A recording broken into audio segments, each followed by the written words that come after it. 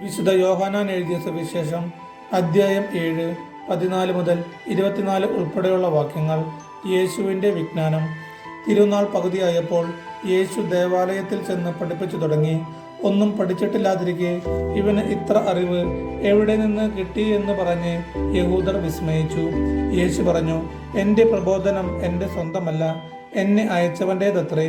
അവിടുത്തെ ഇഷ്ടം നിറവേറ്റാൻ മനസ്സുള്ളവൻ ഈ പ്രബോധനം ദൈവത്തിൽ നിന്നുള്ളതോ അതോ ഞാൻ സ്വയം നൽകുന്നതോ എന്നു മനസ്സിലാക്കും.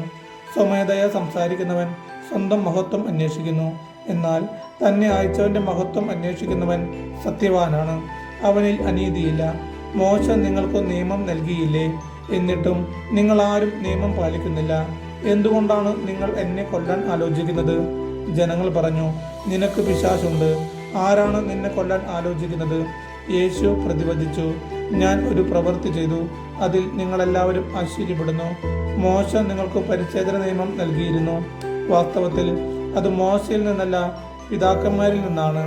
അതനുസരിച്ച് സാബത്തിൽ ഒരുവന് നിങ്ങൾ പരിച്ഛേദനം നടത്തുന്നു.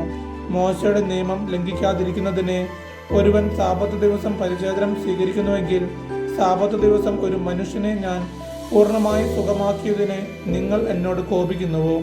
പുറമേ കാണുന്നതനുസരിച്ച് വിധിക്കാതെ നീതിയായി വിധിക്കുവിൻ. നമ്മുടെ കർത്താവായ യേശു മിശിഹായ്ക്ക് സ്തുതി.